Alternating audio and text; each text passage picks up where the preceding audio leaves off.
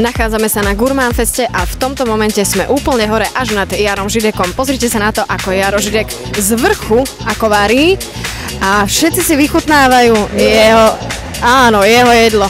A samozrejme, atmosféra je tu úplne perfektná a takisto aj my pôjdeme určite ochutnať.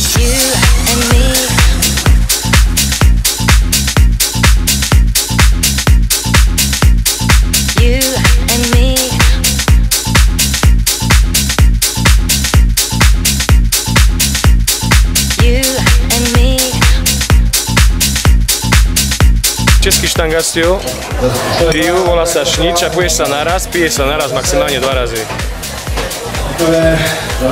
Si môžete vychutnať potom, keby ste chceli. Na zdravie. Stačí, nie?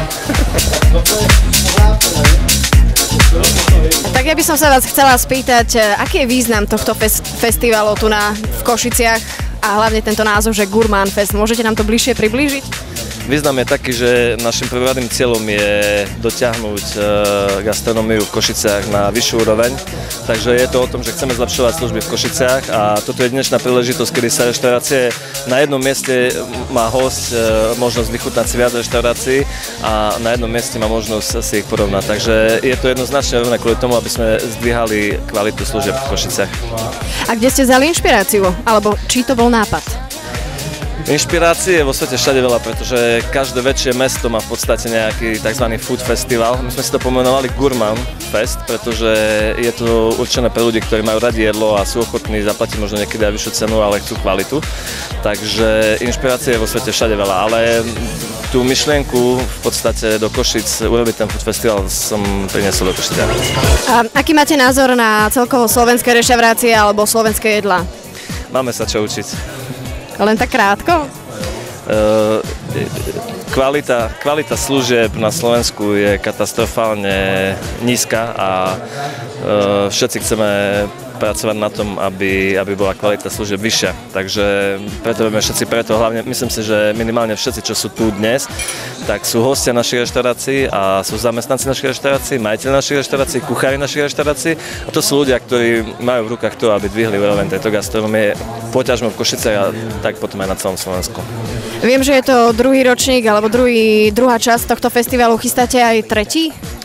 No, máme smelšie plány, keďže prvý ročník bol taký rozpačitý, aj keď sa stretol s obrovským úspechom. Druhý ročník je už o poznanie citeľnejšie, silnejší, ľudia už vedia, do čoho idú, reštaurácie vedia, do čoho idú, takže je to úspech, ale my máme ja mám takú malú víziu, veľkú víziu, ktorú by som chcel naplniť a chcel by som do Košic dotiahnuť tú najväčšiu kuchárskú hviezdu, ktorú je Jamie Oliver. Aha, a takto všimla som si, že je tu pán Židek ako váš hosť. Čo bolo cieľom pána Žideka mať práve na takomto Gurmán feste a ešte v Košiciach? Jarda Židek je môj veľmi dobrý kamarát a vážim si ho práve preto, že dosiahol to, čo dosiahol. Jarda Židek je podľa hodnotení 3-krát po svete najlepší kuchár na Slovensku. Tohto roku odmietol sa zúčastniť tejto súťaže a bohužiaľ som ju vyhral ja ako manažer, takže sme sa na jednom pódiu nestretli, ale myslím si, že je na Slovensku veľa ľudí, ktorí ťahajú gastronómiu dopredu a Jarda Židek je momentálne aj vďaka svojej relácii v istej televízii takým, by som povedal, asi momentálne najväčším lídrom, takže preto sme si zavolali Jardu, pretože sme vedeli, že to priťahne kopec ľudí a pretože k tomu by som len toľko povedal, že minulý rok som tu každému vysvetľoval, kto je Jarda Židek a toho roku nemusím vysvetľovať nič, lebo Jarda Židek od stanu ku pódiu sa 7-krát musel fotiť, takže... To je super. Super je to, že niekto z gastronómie, niekto z nás, niekto z toho týmu ľudí, lebo na Slovensku je nás strašne veľa ľudí, ktorí sa snažíme zlepšiť tie služby a je super, že niekto už je taký mediálne známy, ktorý to dokáže podporiť a jeho slova sú vážené. Dobre, ďakujem veľmi pekne a prajem veľa úspechov. Ďakujeme ja.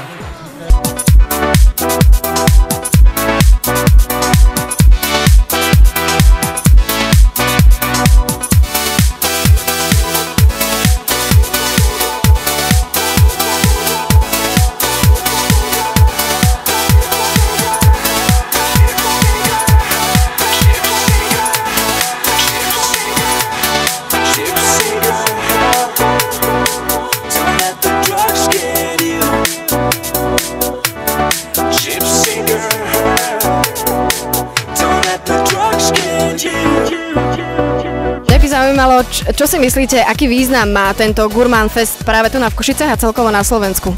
Nejen na Slovensku, nejen v Košicích a určitě na celém světě je to vlastně seznamování lidí, kteří běžně nechodí do restaurací, není to pro ně přirozený, tak vlastně jim to prostředí té restaurace jim přinese vlastně jim pod nos, prostředí, který jim je blízký do přírody, takže si myslím, že to je takový seznamování lidí s restauracema a to je ten největší přínos. No. A odkiaľ čerpáte inšpiráciu pre varenie? Co se týká tady, tak nikde, to prostě to je živelný. Já jsem měl připravený nějaký jiný recept, ale prostě tady máte takovou kuchyň, jaká tady je, lidi jaký jsou, čas jaký je, tak jak živelně tady prostě vařím a spíš dělám zábavu pro lidi. Ale když vařím v restauraci, tak všude, kde se dá, absolutně všude. Noviny, internet, rádio, restaurace, všude prostě, úplně všude. A čo si myslíte, napríklad, ja neviem, slovenská kuchyňa, slovenské reštaurácie, ako sú na tom? A dajme tomu košické. Dobře. Tak to je slabé, nie? Já to nebudu komentovat, jsou dobrý restaurace, jsou špatný restaurace, jsou průměrné restaurace. Já bych možná komentoval hosty, jakože máme si myslím, že jenom velmi dobrý hosty a špatný hosty a to mezi už nám prostě chybí takový ty, který nehledají jenom úplně tu špičku a jenom tu žumpu a tu střední cestu těch dobrých restaurací, tak ty nám tady prostě chybí. Já mám pocit, že sem chodí lidi akorát na řízky a nehledají nic normálního, no, to je chyba. Dobre, ďakujem veľmi pekne. No, není záčníky, naschlás. Mňa by zaujímalo, čo hovoríte celkovo na tento Gurmán Fest, ktorý je na Slovensku a takisto ako aj Jaro povedal všade vo svete. Čo si vy o tom myslíte, aký máte na to názor? Tak ja dúfam, že gurmánske festivály sa rozrastú, aj čo sa týka kvality, aby aj ľudia sa vlastne viacej dozvedeli o tom, že treba jesť. Tu majú ohromnú príležitosť na to, aby otestovali reštaurácie, do ktorých možno bežne neprídu. A tu si môžu vyskúšať, či to menu je naozaj kvalitné a majú možnosť otestovať viacej naraz, takže si môžu porovnať a vlastne tým dať reštauráciám aj prostredníctvom, myslím, že také guličky, nejaké ocenenie kvality. A varenie je pre vás povolaním alebo aj zábavou, alebo záľubou? Pre mňa je to teraz momentálne také trošku schizofrenické, pretože ja som povolaním marketingový konzultant a kvázi PR. Takže čo sa týka prezentácie, teraz prechádzam aj trošku do toho varenia, pretože varím rada už dlhé roky a vlastne aj tým, že som založila tú facebookovú stránku, kde sa o varení rozpráva, kde si dávame svoje fotky a je to vlastne prvá interaktívna kniha kuchárska na Slovensku. Takže chcem sa venovať aj vareniu, ale našťastie mám aj svoju inú prácu, ktorá ma veľmi baví. Aké je vaše najobľúbenejšie jedlo? No, ak by som mohla povedať, tak najobľúbenejším jedlom je určite čerstvý chlieb, pretože vôňu chleba asi nikto nikdy nenapodobní a potom asi čistá voda. Ale samozrejme, že sú iné špeciality, ktoré sa dajú pripraviť, ale bez tohto si neviem predstaviť normálnu kuchyňu. A ako sa má varí s Jarom Židekom? S Jarom sa varilo skvelo. Jaro je človek, ktorý je veľmi spontánny, emotívny a je veľmi príjemný. To znamená, že aj to varenie s ním je vždy o zábave, ale toto by malo byť vlastne aj posolstvo každého kuchára, či už varíte ako amatér alebo profesionál, aby ľudia prostredníctvom vás dostali na to jedlo chuť, aby si ho užívali. Ďakujem veľmi pekne, pekný večer. Pekný večer aj vám a nech sa páči dobrú chuť okoštovať niečo z Gurmánskeho festivalu.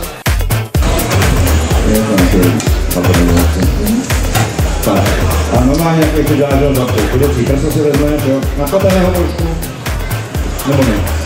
Tak, vezmeš to, tak jak vám obalíš. Dáš to oklapať pekne. Ja som chodil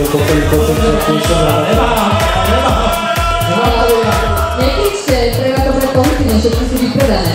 Jednoducho sa pripravujú iné vydanie. Ja som hľadal konfine, toto tam má tu snížkobece zle, mám nebolo.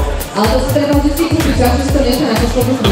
Co se zase stalo, loni byl, na minulý týden byl takovýhle festival v Bratislavě. A já jsem tam taky měl vystupovat, ale nevystupoval jsem, že jsem se vybral Košice. To je co?